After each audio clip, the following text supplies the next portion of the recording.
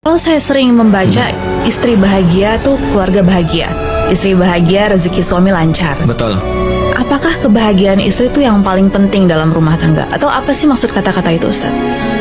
Secara logika di kehidupan kita sehari-hari, kalau kita harus memilih antara bapak kita yang bahagia atau ibu kita yang bahagia, tentu kita memilih ibu kita yang bahagia.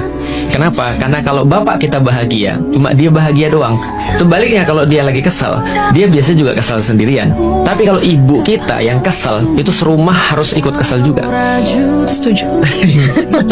Coba bayangin ya. Jadi kalau ibu saya lagi kesel misalnya ya, itu kita tidak boleh kelihatan bahagia gitu maksudnya. Kenapa? Karena kita harus ikut sebel juga. Karena dia lagi sebel. Contoh nih, ibu kita lagi sebel nih, kita lagi main game, udah langsung matiin aja tuh. Kenapa? Karena dia ke kita tuh pasti kita kena omel juga. Karena kita nggak lagi ngapa-ngapain. Kalau bapak kita sebel kan nggak gitu juga.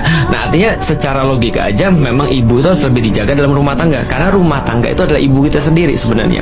Jadi gampangnya gini, ada sebuah rumah tanpa bapak itu udah biasa. Tapi kalau sebuah rumah tanpa ibu itu bukan rumah tangga namanya.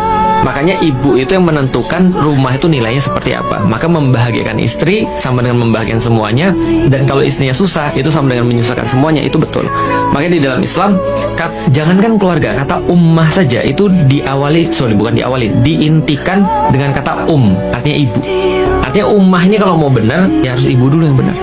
Maka kalau kita misalnya lihat sekarang ya, gak usah sekolah tinggi-tinggi lah. Ibu tuh gak usah sekolah tinggi-tinggi, ujungnya ke dapur, kasur, dan sumur. Lah gimana kalau misalnya dia nggak tinggi pendidikan, dia nggak pintar, dia menghasilkan anak-anak yang mohon maaf yang jadi beban nantinya. Nah makanya kita perlu benar-benar untuk mendidik perempuan.